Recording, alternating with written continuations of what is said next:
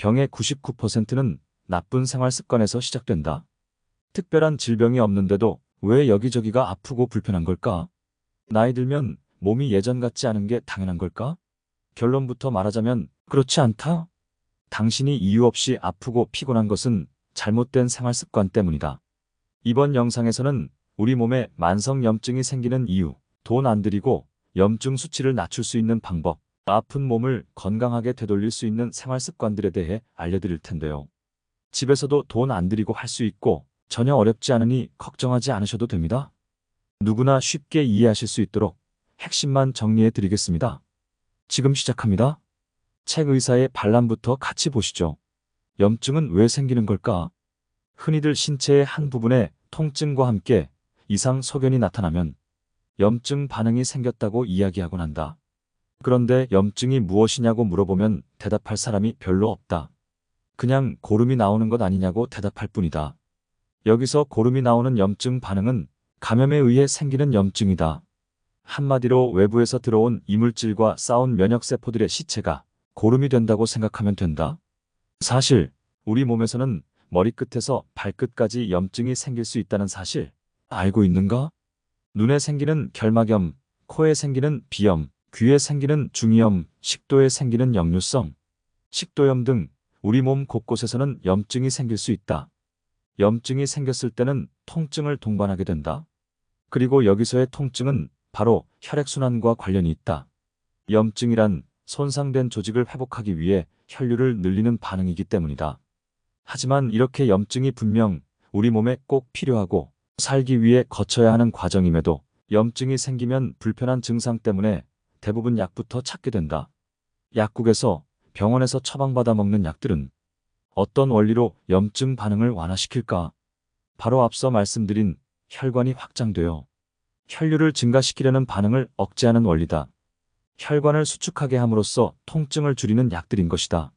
하지만 이런 약들은 증상을 억누르기만 할 뿐 우리 몸을 회복시키지는 않는다.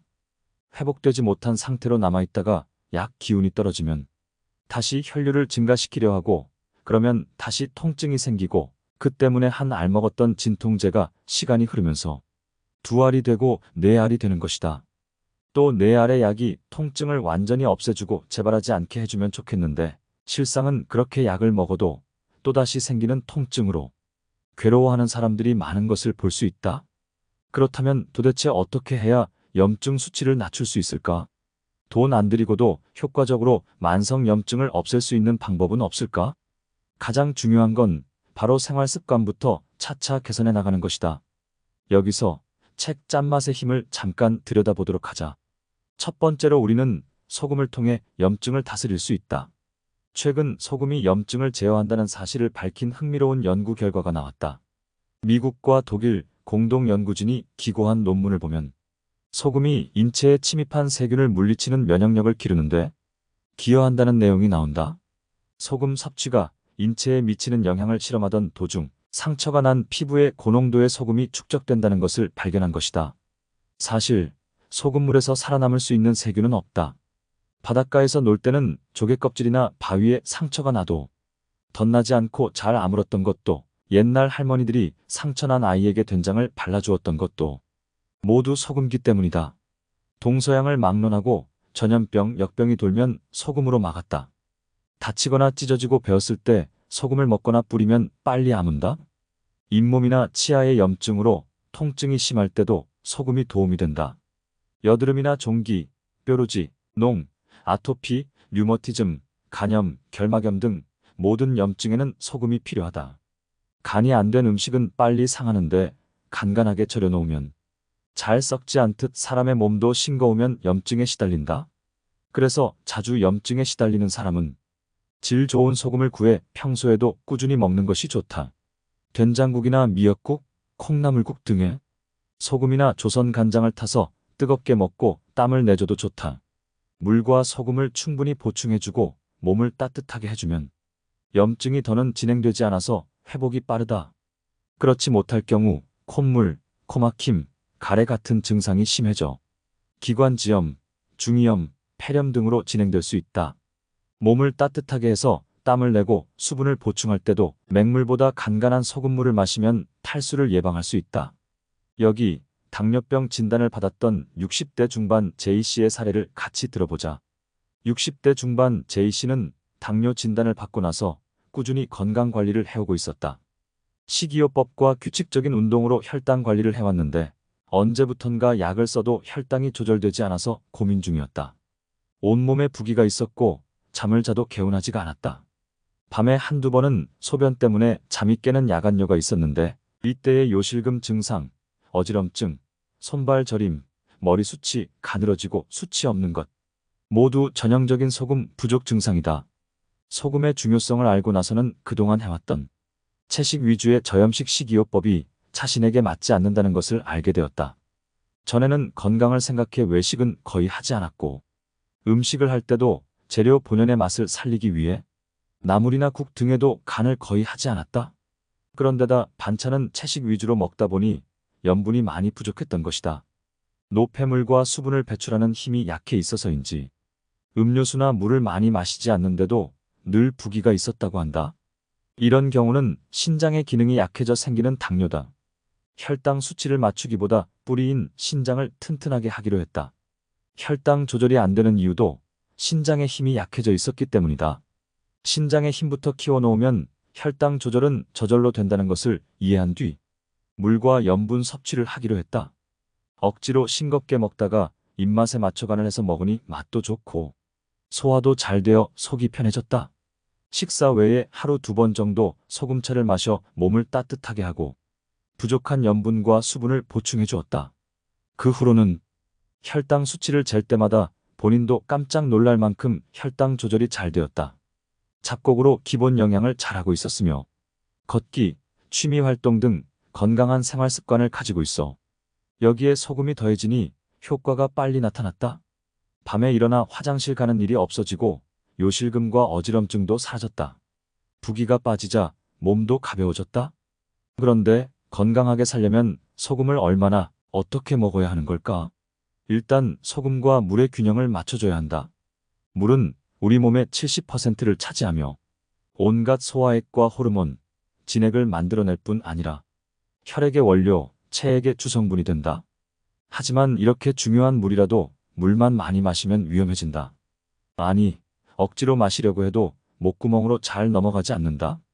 억지로 넘긴다 해도 소변만 마려울 뿐 몸이 수분을 품을 수 없다.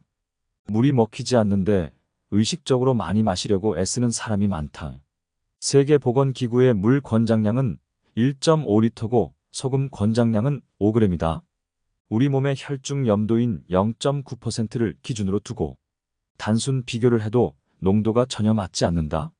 1.5리터 기준이면 12.5g, 최소 10g 이상 되어야 염도가 맞는다. 저염식을 하면서 물까지 많이 마시면 체액의 염도를 맞추느라 우리 몸은 이뇨작용을 통해 수분을 소변으로 배출하게 된다. 물을 많이 마셨더니 화장실만 자주 가더라는 상황이 되는 것이다. 물과 소금이 부족한 상태에서 커피, 녹차 음료 등을 많이 마셔도 이뇨가 심해진다. 이런 경우 물을 아무리 많이 마신다고 해도 몸에서 보유할 수 없어 오히려 만성 탈수 상태가 될 수 있다. 실제로 2002년 보스턴 마라톤 대회에 출전했던 선수가 저나트륨 혈증으로 사망한 일이 있는데 이 사건이 있은 뒤 주최 측은 음수대 공급 간격을 더 늘려 물 섭취를 줄이도록 했다. 2007년에는 미국 캘리포니아에서 한 여성이 물 마시고 소변 참기라는 엽기적인 게임에 출전했다가 사망한 사례도 있다. 그 여성은 3시간 동안 화장실에 가지 않고 15분마다 제공되는 물을 마셨는데 게임이 끝난 직후 쓰러져 사망했다. 이처럼 염분 없는 물 섭취는 아주 위험하고 운동 중 과도한 수분 섭취는 수독증, 저나트륨 혈증을 불러온다. 체액의 나트륨 농도가 낮아지면 심장이 뛰도록 신경 전달을 하지 못한다. 체액 속 전해질 불균형으로 심장 부정맥이 생기는 등 위태로운 순간을 맞게 된다. 정신이 혼미하고 무기력해지더니 근육 경련이나 발작, 마비가 오고 혼수 상태에 빠졌다가 사망에 이를 만큼 치명적인 결과를 불러올 수도 있다. 평소 당기지 않는데도 건강이나 미용을 위해 물이나 차를 억지로 마시면 몸에서 소화액이 묽어지고 몸이 냉해지고 무거워진다. 저염식을 하면서 물을 지나치게 많이 먹는 것도 문제가 될 수 있고, 침으로 소금을 녹여 먹으면서 물 섭취를 제한하고 소금만 먹는 것도 위험해질 수 있다. 물과 소금은 서로 떼어놓고 생각할 수가 없다. 둘의 균형이 맞아야 제 역할을 할 수 있기 때문이다. 여기서 잠깐, 소금을 먹을 때 특히 주의해야 할 분들이 있으니 더 집중해서 들어주시기 바란다. 첫째, 몸이 냉한 경우다. 몸이 냉한 사람은 수분 흡수가 잘 안 되는데 차갑고 단단한 땅에 물을 부으면 겉돌고 스며들지 못하는 것과 같다. 짜게 먹으면 흡수가 되지 않아서 겉돌고 붓는 느낌이 난다. 열이 나지 않으니 땀을 흘리지 않고 목마름도 거의 느끼지 못한다. 그렇다고 소금과 물을 먹지 않으면 점점 더 굳어 심각한 상황에 이르게 된다. 이때는 냉기를 빼가면서 소금과 물을 먹어야 제대로 흡수할 수 있다. 매일 배에 곡식 찜질을 하거나 족탕, 반신욕을 하고 낮 시간에 햇빛을 보면서 30분 이상 꾸준히 걷는다. 처음에는 된장이나 조선 간장을 타서 따뜻한 국물을 먹거나 소금차로 먹는 것이 좋다. 장아찌, 치즈 등 소금 발효식품을 잘 활용한다. 이른 오전부터 소금을 먹거나 차가운 생수에 타서 소금물 형태로 먹으면 몸이 식으면서 부작용이 심해진다. 그러므로 오후 이후 간간하고 먹기 좋은 농도의 소금차를 먹는 것이 좋다. 둘째, 위장이 약한 경우다. 짜게 먹거나 소금을 먹고 나면 앞이마가 띵하고 몸이 축 늘어지며 입에 침이 고이면서 구토가 나오는 사람이 있다. 위장이 약한 사람은 위장이 너무 풀려 연동 운동을 못하고 무기력한 상태여서 몸이 무겁고 만사가 귀찮고 행동도 느려진다. 이때 소금이 들어가면 반발작용이 나타난다. 속이 싸하면서 위로 또는 아래로 쏟아낼 수 있다. 이때는 소금을 먹기 전에 단맛이 나는 꿀이나 설탕, 사탕 등으로 위장을 보호해야 한다. 약해진 위장과 위 경락이 지나가는 무릎을 단단하게 해놓으면 굳은 기운을 풀기 위한 연한 소금의 기운을 잘 흡수할 수 있다. 셋째, 건강염려증이 있거나 신경이 예민한 경우다. 불안하고 초조해하며 신경이 예민하고 마음이 쉽사리 안정되지 않는 분들이 있다. 어떤 일을 떠올렸을 때 걱정부터 앞선다면 조절력, 생명력이 약해진 상태다. 평소 건강염려증도 심하고 새로운 것을 시도할 때 예민한 반응을 보인다. 심신이 안정되지 않아서 근심과 걱정이 많다 보니 무언가를 받아들이고 흡수하는 힘이 떨어진다. 어깨가 무겁고 손에 이상이 있고 여기저기 저린 증상도 심하다. 이런 경우 소금을 먹으면 손발, 특히 손이 부을 수 있다. 곡식으로는 조, 옥수수, 녹두가 좋고 콩나물, 감자, 우엉, 양상추 등 담백하고 생내나는 것과 떫은 맛 나는 것으로 영양하면 좋다. 어깨 운동, 손 운동으로 심포와 삼초 기운을 강화해주고 걷기로 몸에 열을 만들어주면 물과 소금이 잘 흡수된다. 소금으로 만성염증을 사라지게 만들 수 있다는 건 알겠는데 다른 방법으로 염증 수치를 낮출 수는 없을까?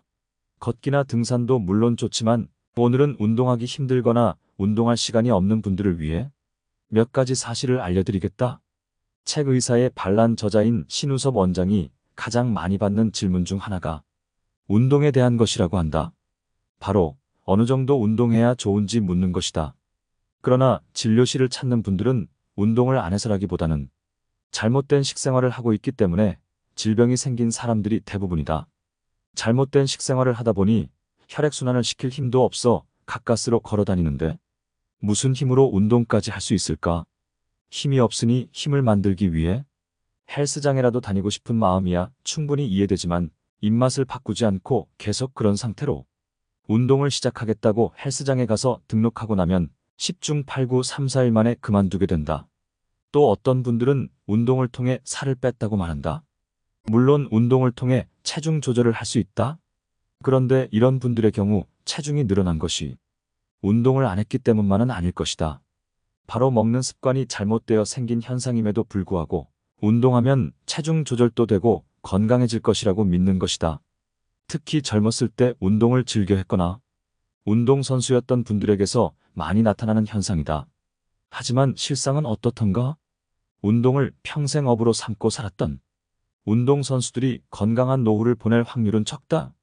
실제로도 직업별 수명을 보면 운동선수들이 그토록 운동을 많이 하고 살았음에도 수명이 짧게 나오는 보고서가 있다. 더욱이 젊은 운동선수들 중에서 갑자기 운명을 달리하는 경우가 있는데 대부분 뇌졸중이나 심근경색 등의 혈관 질환으로 밝혀지고 있다. 즉, 아무리 운동을 열심히 해도 먹는 음식이 잘못되면 혈관 내에 노폐물이 쌓이고 이로 인해 일찍 사망할 수 있다. 얼마 전 병원에 내원한 한 궤양성 대장염 환자는 같은 질병을 가진 대부분의 환자와 마찬가지로 마른 체형이었다. 그 대장염 환자는 자전거 동호회에서 열심히 활동하고 있고 가끔 산악자전거도 즐긴다는 이야기를 듣고 근육이 많을 수도 있지 않을까 기대했다.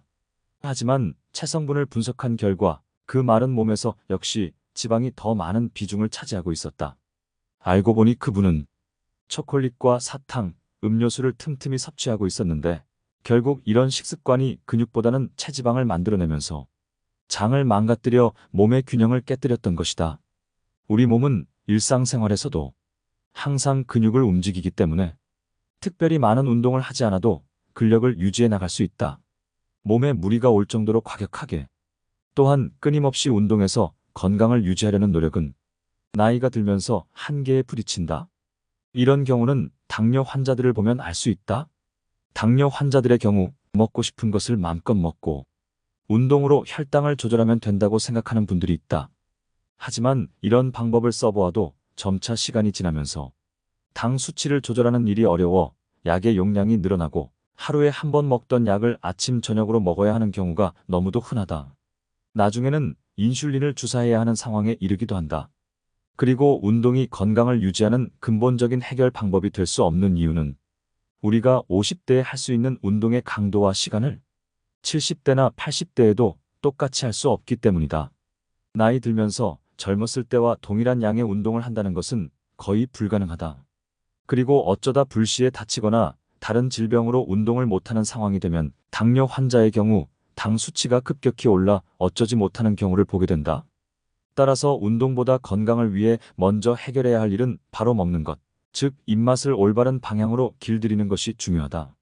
세 번째로 과일 섭취를 줄이는 것도 염증 수치를 낮추는 데 도움이 된다. 현대인들은 신선한 채소와 과일이 우리 몸에 꼭 필요하고 많이 먹어야 건강해진다는 생각에 자주 또 많이 먹으려고 한다. 그것도 씹어서 먹는 게 아니라 아침마다 갈아서 또는 즙을 내어 먹는다. 많이 먹어야 한다고 생각하기 때문이다.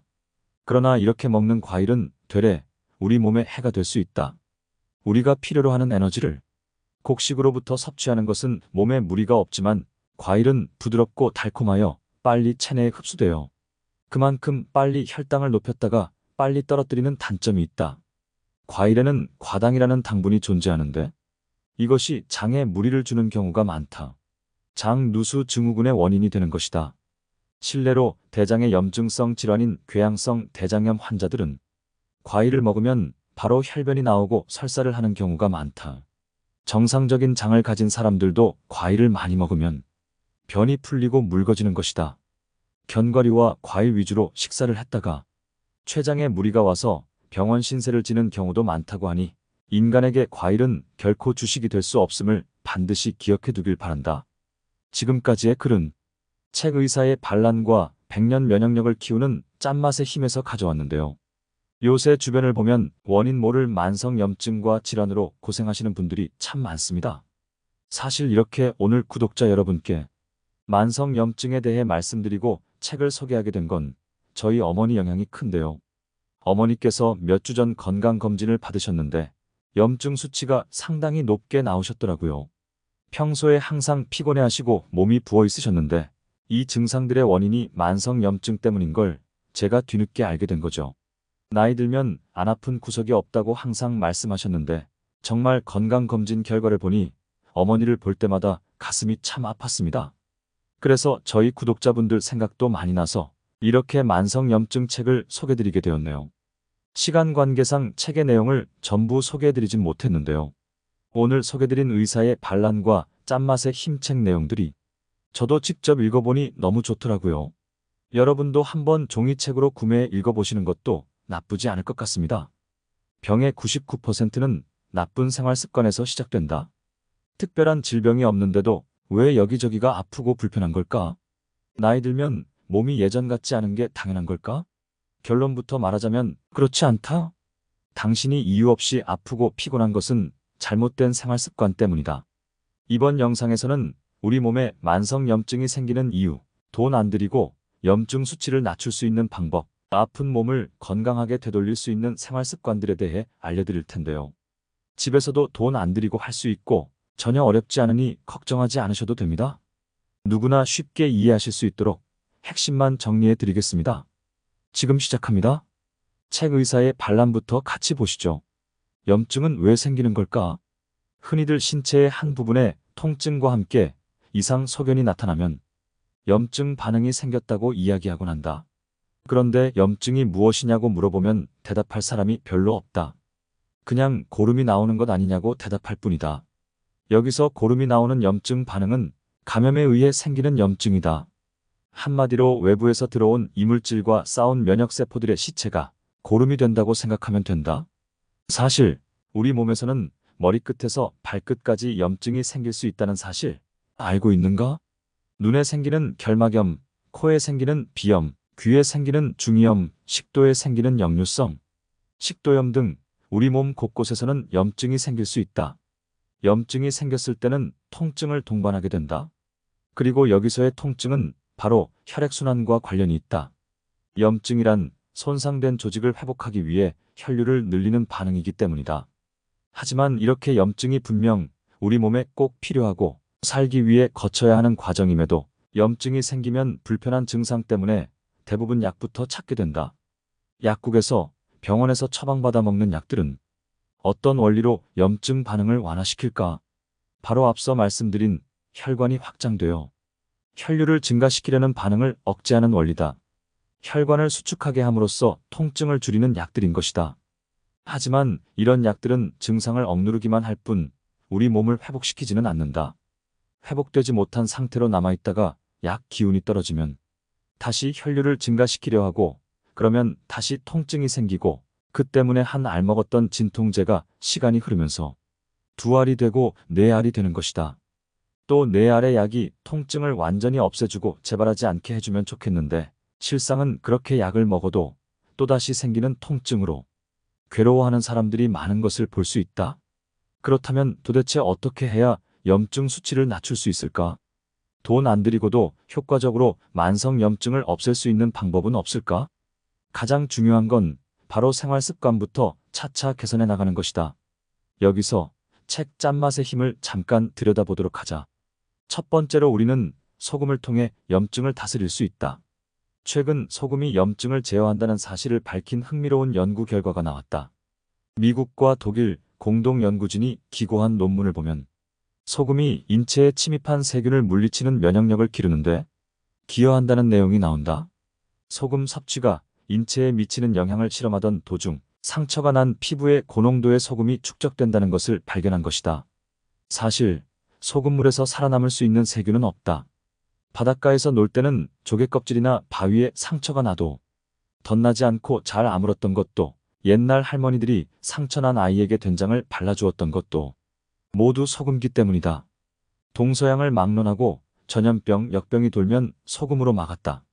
다치거나 찢어지고 베었을 때 소금을 먹거나 뿌리면 빨리 아문다. 잇몸이나 치아의 염증으로 통증이 심할 때도 소금이 도움이 된다. 여드름이나 종기, 뾰루지, 농, 아토피, 류머티즘, 간염, 결막염 등 모든 염증에는 소금이 필요하다. 간이 안 된 음식은 빨리 상하는데 간간하게 절여놓으면 잘 썩지 않듯 사람의 몸도 싱거우면 염증에 시달린다.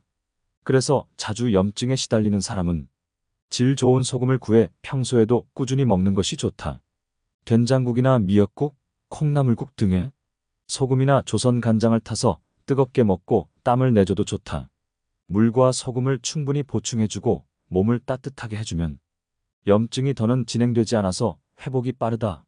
그렇지 못할 경우 콧물, 코막힘, 가래 같은 증상이 심해져 기관지염, 중이염, 폐렴 등으로 진행될 수 있다. 몸을 따뜻하게 해서 땀을 내고 수분을 보충할 때도 맹물보다 간간한 소금물을 마시면 탈수를 예방할 수 있다. 여기 당뇨병 진단을 받았던 60대 중반 J씨의 사례를 같이 들어보자. 60대 중반 J씨는 당뇨 진단을 받고 나서 꾸준히 건강 관리를 해오고 있었다. 식이요법과 규칙적인 운동으로 혈당 관리를 해왔는데 언제부턴가 약을 써도 혈당이 조절되지 않아서 고민 중이었다. 온몸에 부기가 있었고 잠을 자도 개운하지가 않았다. 밤에 한두 번은 소변 때문에 잠이 깨는 야간뇨가 있었는데 이때의 요실금 증상, 어지럼증, 손발 저림, 머리 숱이 가늘어지고 수치 없는 것. 모두 전형적인 소금 부족 증상이다. 소금의 중요성을 알고 나서는 그동안 해왔던 채식 위주의 저염식 식이요법이 자신에게 맞지 않는다는 것을 알게 되었다. 전에는 건강을 생각해 외식은 거의 하지 않았고 음식을 할 때도 재료 본연의 맛을 살리기 위해 나물이나 국 등에도 간을 거의 하지 않았다. 그런데다 반찬은 채식 위주로 먹다 보니 염분이 많이 부족했던 것이다. 노폐물과 수분을 배출하는 힘이 약해 있어서인지 음료수나 물을 많이 마시지 않는데도 늘 부기가 있었다고 한다. 이런 경우는 신장의 기능이 약해져 생기는 당뇨다. 혈당 수치를 맞추기보다 뿌리인 신장을 튼튼하게 하기로 했다. 혈당 조절이 안 되는 이유도 신장의 힘이 약해져 있었기 때문이다. 신장의 힘부터 키워놓으면 혈당 조절은 저절로 된다는 것을 이해한 뒤 물과 염분 섭취를 하기로 했다. 억지로 싱겁게 먹다가 입맛에 맞춰간을 해서 먹으니 맛도 좋고 소화도 잘 되어 속이 편해졌다. 식사 외에 하루 2번 정도 소금차를 마셔 몸을 따뜻하게 하고 부족한 염분과 수분을 보충해 주었다. 그 후로는 혈당 수치를 잴 때마다 본인도 깜짝 놀랄 만큼 혈당 조절이 잘 되었다. 잡곡으로 기본 영양을 잘하고 있었으며 걷기, 취미 활동 등 건강한 생활 습관을 가지고 있어 여기에 소금이 더해지니 효과가 빨리 나타났다. 밤에 일어나 화장실 가는 일이 없어지고 요실금과 어지럼증도 사라졌다. 부기가 빠지자 몸도 가벼워졌다. 그런데 건강하게 살려면 소금을 얼마나 어떻게 먹어야 하는 걸까? 일단 소금과 물의 균형을 맞춰줘야 한다. 물은 우리 몸의 70%를 차지하며 온갖 소화액과 호르몬, 진액을 만들어낼 뿐 아니라 혈액의 원료, 체액의 주성분이 된다. 하지만 이렇게 중요한 물이라도 물만 많이 마시면 위험해진다. 아니, 억지로 마시려고 해도 목구멍으로 잘 넘어가지 않는다. 억지로 넘긴다 해도 소변만 마려울 뿐 몸이 수분을 품을 수 없다. 물이 먹히지 않는데 의식적으로 많이 마시려고 애쓰는 사람이 많다. 세계보건기구의 물 권장량은 1.5리터고 소금 권장량은 5g이다.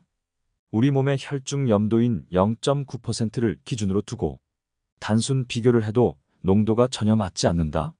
1.5리터 기준이면 12.5g, 최소 10g 이상 되어야 염도가 맞는다. 저염식을 하면서 물까지 많이 마시면 체액의 염도를 맞추느라 우리 몸은 이뇨작용을 통해 수분을 소변으로 배출하게 된다. 물을 많이 마셨더니 화장실만 자주 가더라는 상황이 되는 것이다. 물과 소금이 부족한 상태에서 커피, 녹차 음료 등을 많이 마셔도 이뇨가 심해진다. 이런 경우 물을 아무리 많이 마신다고 해도 몸에서 보유할 수 없어 오히려 만성 탈수 상태가 될 수 있다. 실제로 2002년 보스턴 마라톤 대회에 출전했던 선수가 저나트륨 혈증으로 사망한 일이 있는데 이 사건이 있은 뒤 주최 측은 음수대 공급 간격을 더 늘려 물 섭취를 줄이도록 했다. 2007년에는 미국 캘리포니아에서 한 여성이 물 마시고 소변 참기라는 엽기적인 게임에 출전했다가 사망한 사례도 있다. 그 여성은 3시간 동안 화장실에 가지 않고 15분마다 제공되는 물을 마셨는데 게임이 끝난 직후 쓰러져 사망했다. 이처럼 염분 없는 물 섭취는 아주 위험하고 운동 중 과도한 수분 섭취는 수독증, 저나트륨 혈증을 불러온다. 체액의 나트륨 농도가 낮아지면 심장이 뛰도록 신경 전달을 하지 못한다. 체액 속 전해질 불균형으로 심장 부정맥이 생기는 등 위태로운 순간을 맞게 된다. 정신이 혼미하고 무기력해지더니 근육 경련이나 발작, 마비가 오고 혼수 상태에 빠졌다가 사망에 이를 만큼 치명적인 결과를 불러올 수도 있다. 평소 당기지 않는데도 건강이나 미용을 위해 물이나 차를 억지로 마시면 몸에서 소화액이 묽어지고 몸이 냉해지고 무거워진다.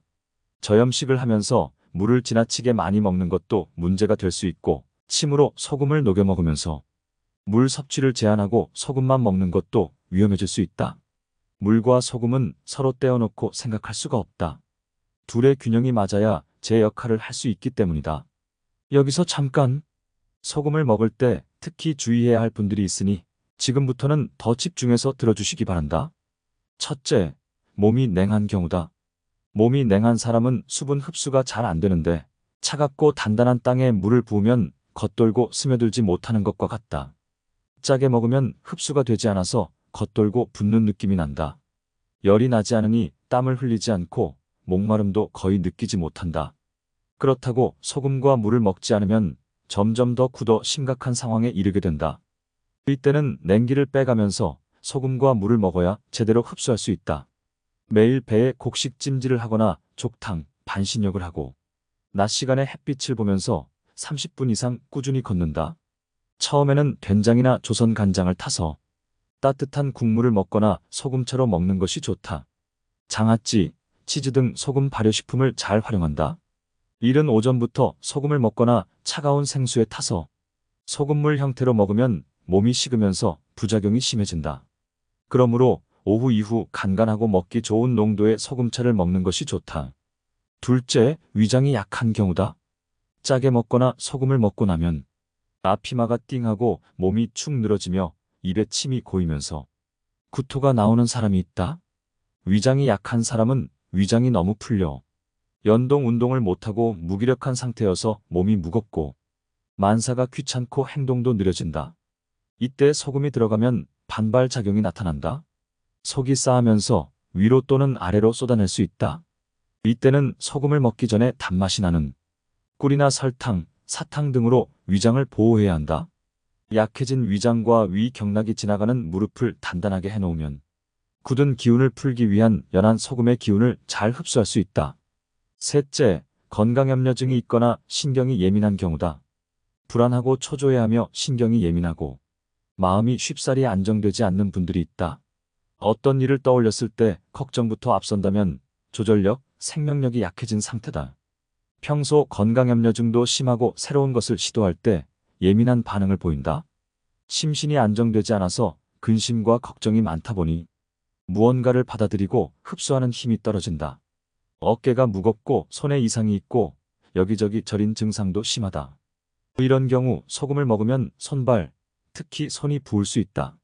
곡식으로는 조, 옥수수, 녹두가 좋고 콩나물, 감자, 우엉, 양상추 등 담백하고 생내나는 것과 떫은 맛 나는 것으로 영양하면 좋다. 어깨 운동, 손 운동으로 심포와 삼초 기운을 강화해주고 걷기로 몸에 열을 만들어주면 물과 소금이 잘 흡수된다. 소금으로 만성 염증을 사라지게 만들 수 있다는 건 알겠는데 다른 방법으로 염증 수치를 낮출 수는 없을까? 걷기나 등산도 물론 좋지만 오늘은 운동하기 힘들거나 운동할 시간이 없는 분들을 위해 몇 가지 사실을 알려드리겠다. 책 의사의 반란 저자인 신우섭 원장이 가장 많이 받는 질문 중 하나가 운동에 대한 것이라고 한다. 바로 어느 정도 운동해야 좋은지 묻는 것이다. 그러나 진료실을 찾는 분들은 운동을 안 해서라기보다는 잘못된 식생활을 하고 있기 때문에 질병이 생긴 사람들이 대부분이다. 잘못된 식생활을 하다 보니 혈액순환을 시킬 힘도 없어 가까스로 걸어 다니는데 무슨 힘으로 운동까지 할 수 있을까? 힘이 없으니 힘을 만들기 위해 헬스장이라도 다니고 싶은 마음이야 충분히 이해되지만 입맛을 바꾸지 않고 계속 그런 상태로 운동을 시작하겠다고 헬스장에 가서 등록하고 나면 10중 8구 3, 4일 만에 그만두게 된다. 또 어떤 분들은 운동을 통해 살을 뺐다고 말한다. 물론 운동을 통해 체중 조절을 할 수 있다. 그런데 이런 분들의 경우 체중이 늘어난 것이 운동을 안 했기 때문만은 아닐 것이다. 바로 먹는 습관이 잘못되어 생긴 현상임에도 불구하고 운동하면 체중 조절도 되고 건강해질 것이라고 믿는 것이다. 특히 젊었을 때 운동을 즐겨 했거나 운동선수였던 분들에게서 많이 나타나는 현상이다. 하지만 실상은 어떻던가? 운동을 평생 업으로 삼고 살았던 운동선수들이 건강한 노후를 보낼 확률은 적다.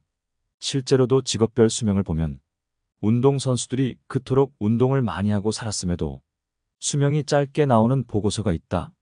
더욱이 젊은 운동선수들 중에서 갑자기 운명을 달리하는 경우가 있는데 대부분 뇌졸중이나 심근경색 등의 혈관 질환으로 밝혀지고 있다. 즉, 아무리 운동을 열심히 해도 먹는 음식이 잘못되면 혈관 내에 노폐물이 쌓이고 이로 인해 일찍 사망할 수 있다. 얼마 전 병원에 내원한 한 궤양성 대장염 환자는 같은 질병을 가진 대부분의 환자와 마찬가지로 마른 체형이었다. 그 대장염 환자는 자전거 동호회에서 열심히 활동하고 있고 가끔 산악자전거도 즐긴다는 이야기를 듣고 근육이 많을 수도 있지 않을까 기대했다. 하지만 체성분을 분석한 결과 그 마른 몸에서 역시 지방이 더 많은 비중을 차지하고 있었다. 알고 보니 그분은 초콜릿과 사탕, 음료수를 틈틈이 섭취하고 있었는데 결국 이런 식습관이 근육보다는 체지방을 만들어내면서 장을 망가뜨려 몸의 균형을 깨뜨렸던 것이다. 우리 몸은 일상생활에서도 항상 근육을 움직이기 때문에 특별히 많은 운동을 하지 않아도 근력을 유지해 나갈 수 있다. 몸에 무리가 올 정도로 과격하게 또한 끊임없이 운동해서 건강을 유지하려는 노력은 나이가 들면서 한계에 부딪힌다. 이런 경우는 당뇨 환자들을 보면 알 수 있다. 당뇨 환자들의 경우 먹고 싶은 것을 마음껏 먹고 운동으로 혈당을 조절하면 된다고 생각하는 분들이 있다. 하지만 이런 방법을 써보아도 점차 시간이 지나면서 당 수치를 조절하는 일이 어려워 약의 용량이 늘어나고 하루에 한 번 먹던 약을 아침 저녁으로 먹어야 하는 경우가 너무도 흔하다. 나중에는 인슐린을 주사해야 하는 상황에 이르기도 한다. 그리고 운동이 건강을 유지하는 근본적인 해결 방법이 될 수 없는 이유는 우리가 50대에 할 수 있는 운동의 강도와 시간을 70대나 80대에도 똑같이 할 수 없기 때문이다. 나이 들면서 젊었을 때와 동일한 양의 운동을 한다는 것은 거의 불가능하다. 그리고 어쩌다 불시에 다치거나 다른 질병으로 운동을 못하는 상황이 되면 당뇨 환자의 경우 당 수치가 급격히 올라 어쩌지 못하는 경우를 보게 된다. 따라서 운동보다 건강을 위해 먼저 해결해야 할 일은 바로 먹는 것, 즉 입맛을 올바른 방향으로 길들이는 것이 중요하다. 세 번째로 과일 섭취를 줄이는 것도 염증 수치를 낮추는 데 도움이 된다. 현대인들은 신선한 채소와 과일이 우리 몸에 꼭 필요하고 많이 먹어야 건강해진다는 생각에 자주 또 많이 먹으려고 한다. 그것도 씹어서 먹는 게 아니라 아침마다 갈아서 또는 즙을 내어 먹는다. 많이 먹어야 한다고 생각하기 때문이다. 그러나 이렇게 먹는 과일은 되레 우리 몸에 해가 될 수 있다. 우리가 필요로 하는 에너지를 곡식으로부터 섭취하는 것은 몸에 무리가 없지만 과일은 부드럽고 달콤하여 빨리 체내에 흡수되어 그만큼 빨리 혈당을 높였다가 빨리 떨어뜨리는 단점이 있다. 과일에는 과당이라는 당분이 존재하는데 이것이 장에 무리를 주는 경우가 많다. 장 누수 증후군의 원인이 되는 것이다. 실례로 대장의 염증성 질환인 궤양성 대장염 환자들은 과일을 먹으면 바로 혈변이 나오고 설사를 하는 경우가 많다. 정상적인 장을 가진 사람들도 과일을 많이 먹으면 변이 풀리고 묽어지는 것이다. 견과류와 과일 위주로 식사를 했다가 췌장에 무리가 와서 병원 신세를 지는 경우도 많다고 하니 인간에게 과일은 결코 주식이 될 수 없음을 반드시 기억해 두길 바란다. 지금까지의 글은 책 의사의 반란과 백년 면역력을 키우는 짠맛의 힘에서 가져왔는데요. 요새 주변을 보면 원인 모를 만성염증과 질환으로 고생하시는 분들이 참 많습니다. 사실 이렇게 오늘 구독자 여러분께 만성염증에 대해 말씀드리고 책을 소개하게 된 건 저희 어머니 영향이 큰데요. 어머니께서 몇 주 전 건강검진을 받으셨는데 염증 수치가 상당히 높게 나오셨더라고요. 평소에 항상 피곤해하시고 몸이 부어 있으셨는데 이 증상들의 원인이 만성염증 때문인 걸 제가 뒤늦게 알게 된 거죠. 나이 들면 안 아픈 구석이 없다고 항상 말씀하셨는데 정말 건강검진 결과를 보니 어머니를 볼 때마다 가슴이 참 아팠습니다. 그래서 저희 구독자분들 생각도 많이 나서 이렇게 만성염증 책을 소개드리게 되었네요. 시간 관계상 책의 내용을 전부 소개해드리진 못했는데요. 오늘 소개드린 의사의 반란과 짠맛의 힘책 내용들이 저도 직접 읽어보니 너무 좋더라고요. 여러분도 한번 종이책으로 구매해 읽어보시는 것도 나쁘지 않을 것 같습니다.